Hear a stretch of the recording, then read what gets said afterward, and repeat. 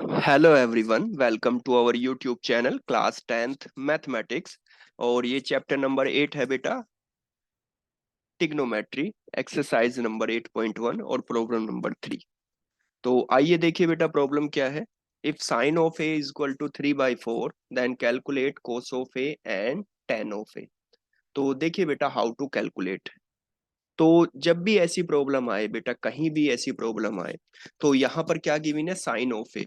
तो मैं आपको बता दूं, चाहे साइन ऑफ ए हो, कोस ऑफ ए हो, टेन ऑफ ए हो, कोट ऑफ ए हो, या सेक ऑफ ए और कोसेक ऑफ ए हो, छह के छह जितने भी ट्रिग्नोमेट्रिक रेशियो होते हैं वो सब रेशियो होते हैं। जैसे मैंने बोला कि वो सब क्या होते हैं, रेशियो। तो साइन ऑफ ए भी क्या है बेटा, रेशियो है। किसका? परपेंडिकुलर और हाइपोटेनियस का।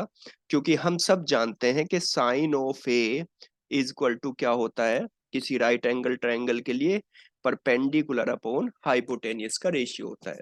तो यहाँ भी मुझे एक तरीके से क्या मिला है बेटा, रेशियो गिवन है। तो इसको लेकर मुझे क्या कैलकुलेट करना है, बाकी दो ट्रिग्नोमेट्रिक रेशियो कोस ऑफ ए और टेन ऑफ ए कैलकुलेट करने। तो कहीं भी ऐसी प्रॉब्लम जब आए तो सबसे पहले हम क्या करेंगे, let us consider a triangle, consider triangle ABC in which angle B is equal to 90 degree. यानी कि हमने एक ट्रायंगल कंसीडर कर लिया है ABC, है ना, और जिसका एंगल B क्या है, वो 90 डिग्री है। और हम यहाँ पर बात किसकी कर रहे हैं बेटा, एंगल A की बात कर रहे हैं। तो ये हो गया आपका एंगल A।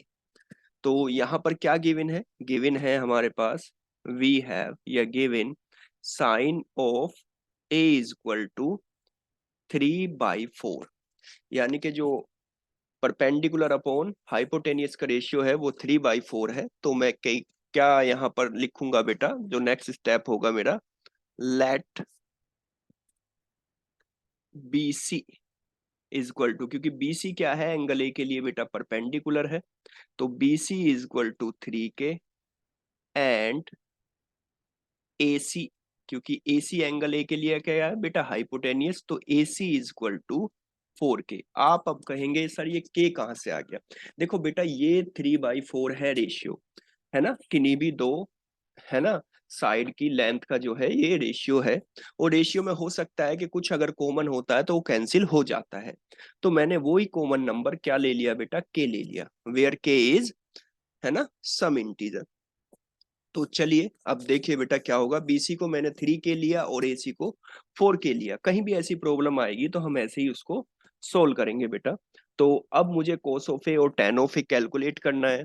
तो मुझे सबसे पहले क्या चाहिए, परपेंडिकुलर आ गया, ये आपका हाइपोटेनियस हो गया, और एंगल ए के लिए ये आपका बेस हो गया। यानी कि मुझे बेस की वैल्यू कैलकुलेट करनी होगी। तो उसके लिए क्या करेंगे हम बेटा, पाइथागोरस थ्योरम लगाएंगे। तो क्या लिखेंगे, इन ट्रायंगल ए बी सी,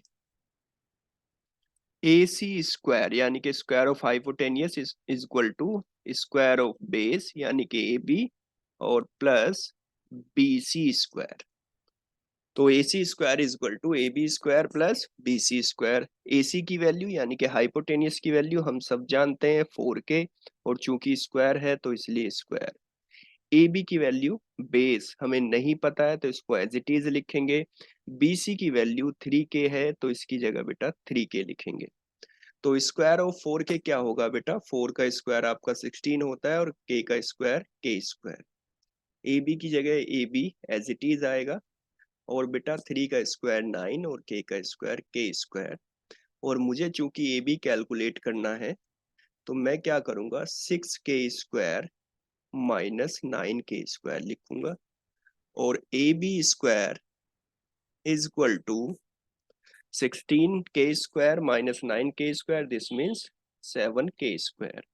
और A B is equal to, A B square is equal to 7 k square, then A B is equal to under the root 7, और के का रूट जो लेंगे के स्क्वायर का वो के आ जाएगा।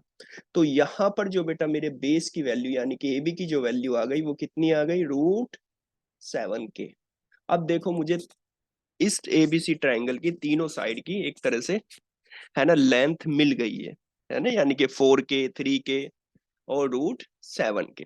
तो अब मुझे क्या कैलकुलेट करना है, कोस ऑफ ए। तो यहां पर हम लोग कैलकुलेट करेंगे कोस ऑफ ए। तो चलिए आइए देखिए बेटा, हाउ टू कैलकुलेट। तो कोस ऑफ ए, तो कोस ऑफ ए हम सब जानते हैं बेटा, कोस ऑफ ए क्या होता है, बेस अपॉन हाइपोटेनियस। तो बेस क्या है, यहाँ पर बेस का नाम है ए बी और हाइपोटेनियस का नाम क्या है बेटा, ए सी। तो cos of A is equal to A B upon A C, या cos of A is equal to A B, अभी अभी कैलकुलेट किया है, कितना आया बेटा, √7 के अपॉन ए सी, ए सी कितना आया बेटा, 4 के। तो के कैंसिल विद के, और finally cos of A is equal to √7/4। इसी तरीके से बेटा हम tan ऑफ ए कैलकुलेट करेंगे। तो tan of A is equal to क्या होता है, हम सब जानते हैं, परपेंडिकुलर, है ना। परपेंडिकुलर, परपेंडिकुलर क्या है बेटा, बेसी, बीसी अपॉन बेस, बेस क्या है बेटा, ए बी।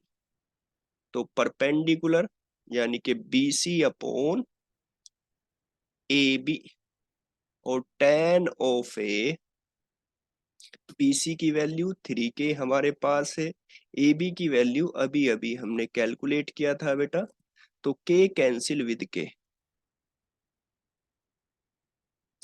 तो फाइनली कितना आ गया बेटा, √3/7। तो ये रेशियो है, यहाँ आपको सेंटीमीटर मीटर कुछ नहीं लगाना, क्योंकि रेशियो में ऐसा नहीं लगता है बेटा, किसी यूनिट में मेजर नहीं करते हैं, जस्ट नंबर में मेजर होता है। तो बेटा आपके दिमाग में ये आ रहा होगा कि सर आपने तो कैलकुलेट कर लिया, बहुत अच्छा है, लेकिन विदाउट के भी अगर हम कैलकुलेट करें तो आंसर सेम आता है। देखो बेटा आंसर सेम आएगा, लेकिन जो फंडामेंटल, जब कहीं भी रेशियो दिया होता है, और फंडामेंटल जो नियम है या बेटा कायदा है, वो यही है कि हो सकता है कि उस रेशियो में कोई नंबर कॉमन हो। तो हम क्या करते हैं, उस कॉमन नंबर को ऑलवेज मान के चलते हैं। तो इसलिए यहाँ पर के को लेना बेटा जरूरी है, अदरवाइज आंसर तो वही आएगा, लेकिन के को लेना यहाँ पर जरूरी है बेटा। तो ये फाइनली हमने कैलकुलेट कर दिया बेटा, आपका कोस of A and tan of A.